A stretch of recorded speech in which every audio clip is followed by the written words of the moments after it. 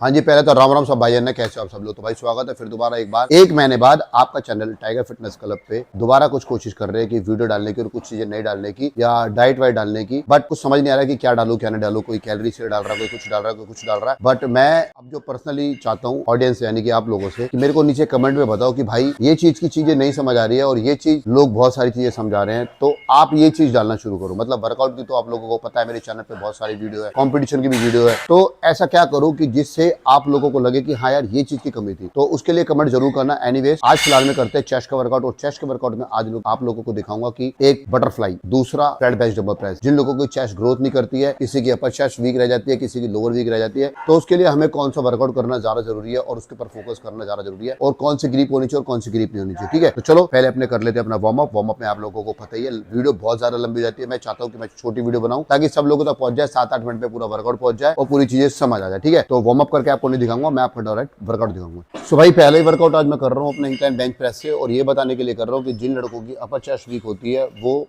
Flat bench पहले शुरू ना करे, वो अपना इंक्लाइन बेंच से शुरू करे। उससे होगा क्या, होगा ये कि आपकी जो अपर चेस्ट वीक है एटलीस्ट ये इंप्रूव हो जाएगी। ठीक है, और सेकेंडरी मैंने देखा है कि ऊपर से लोग खाली दिखते हैं स्टेज पे भी, या फिर जो मैं वीडियोस वगैरह देखता हूँ, तो एक खाली दिखना आप लोगों का बंद हो जाएगा। अब आती है बात इसको करना कैसे है। तो ग्रिप तो आप लोगों को अक्सर पता ही होती है कि भैया ये जो ग्रिप बनी होती है, इस पर कोई यहाँ से पकड़ता है, कोई यहाँ से पकड़ता है, जो आपको कंफर्टेबल है। मैं तो चाहूंगा कि भाई जो अपनी एल्बो जहाँ पे सीधी होती है वहां से आप अपनी ग्रिप पकड़ो। ठीक है, और इसको टच कहाँ करना है, इसको पहले लिफ्ट करो और टच अपनी अपर चेस्ट साइड में, यानी यहाँ 1 2 3, और रेंज ऑफ मोशन पूरी ऐसे जॉइंट को सीधा नहीं करना बट ऊपर पूरा जाना। तो वार्म अप सेट था, और वार्म अप सेट में 10 मार दूं 15 मारूं doesn't matter, but her set में कोशिश करूंगा कि 10 रैप मारूं, 8 से 10 रैप मारूं और वेट बढ़ाता जाऊं अपनी कैपेबिलिटी के अकॉर्डिंग। कोई गो लिफ्टिंग नहीं। ठीक है, तो इसके मारेंगे 4 सेट। इंक्लाइन से शुरू करिए बेंच, उसके बाद आपको दिखाता हूँ। सो भाई अपना सेकंड वर्कआउट है incline dumbbell press, because of क्योंकि इंक्लाइन चेस्ट को इंप्रूव करना है। पहला अपना इंक्लाइन बेंच और सेकंड अपना इंक्लाइन डंबल, और करने का तरीका बड़ा इजी है। ईगो लिफ्टिंग नहीं करनी है, और अपना रेपिटेशन गेन करने के लिए सिर्फ 10 रैप बहुत है। तो 1 2 3 4 5, चेस्ट के पास लाना है, ऐसे दूर नहीं फेंकना डंबल। ठीक है, 7 8 9 10।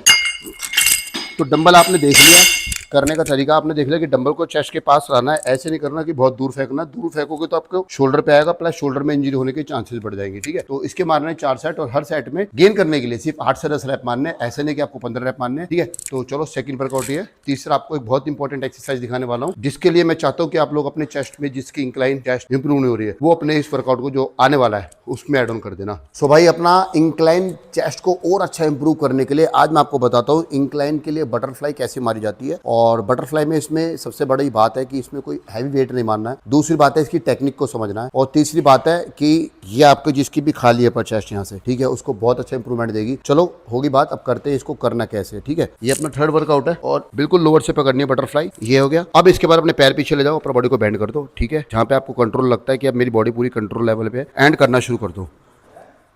1 2, पूरा ऊपर।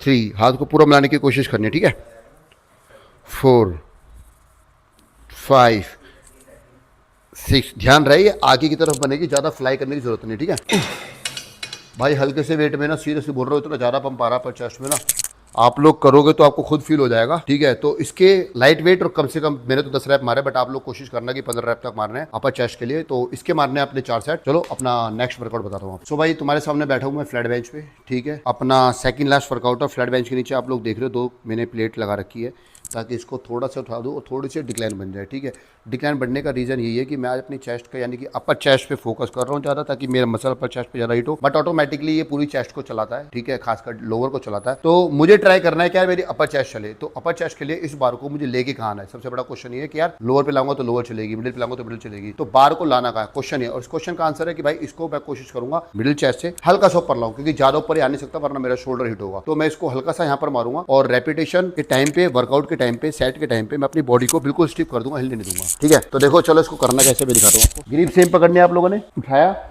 एंड स्लो डाउन, कंट्रोल से स्लो डाउन। 1 2 3 4, बैक पूरी कर्व करके रखनी है। 5, 6, 7, 8, 9।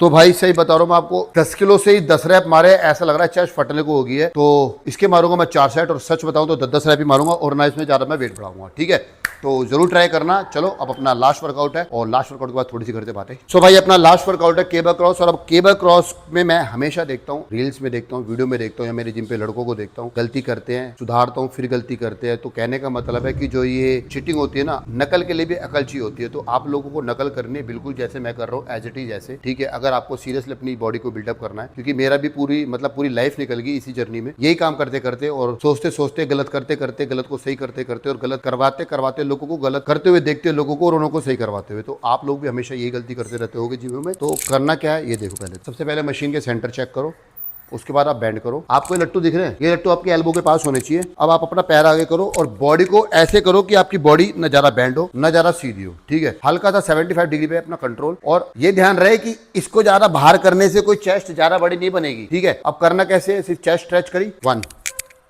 2 3 4 5 6 7 10-12 रैप मारूंगा, लेकिन आप लोग कोशिश करना है कि इसके 15 से 20 रैप मारना। एक और बात बताना चाहता हूं आपको कि ये चेस्ट का मसल इतना बड़ा नहीं है कि आप लोग इसको ऐसे फ्लाई करो, इतना दूर फ्लाई करो और ले जाओ, या बैंड हो जाओ, या सीधे सीधे मारो। ठीक है, चेस्ट का मसल है यार, छोटा सा मसल है, सिर्फ मसल को हिट करना है। ऐसा नहीं करना है कि आपको शोल्डर भी हिट हो रहा है, पीछे अपना रियल डेल्ट भी हिट हो रहा है, और गर्दन भी पूरी हिट हो रही है। इस मसल को, इतना सा मसल है, हल्के सी टेक्निक से ये बन जाएगा। ज्यादा कुछ लोड नहीं देना, ज्यादा कुछ स्ट्रेस नहीं करना कि मैंने उसको देखा ऐसे मारो तो ज्यादा बढ़ जाएगी, नहीं बड़ी होगी भाई। चेस्ट जैसी है वैसी रहेगी। ठीक है, बस मसल को हिट करना, उसकी फुलनेस को बढ़ाना है, और उसकी चेस्ट की सुंदरता को बढ़ाना। ठीक है, तो ये वर्कआउट आज चेस्ट का मैं यहीं खत्म करता हूं। तो रही बात वीडियोस की, तो मैं कोशिश करूंगा कि आप लोगों तक नई नई वीडियो लाने की, आप लोगों तक कुछ ना कुछ नई इंफॉर्मेशन देने की। वीडियो की शुरुआत में बोला था, आप लोगों से मैं चाहता हूं कि आप लोग बताओ कि यार मैं क्या बनाऊं, क्योंकि वर्कआउट की वीडियो बहुत सारी हो गई है, बहुत कुछ हो गया डाइट वाइट, तो अब समझ ही नहीं आता यार क्या बनाऊं क्या नहीं बनाऊं। मैं यूट्यूबर टाइप नहीं हूं कि मैं जाऊं किसी के पास जाऊं, या उसको शेक बनाऊं, या कैलोरीज दिखाऊं, या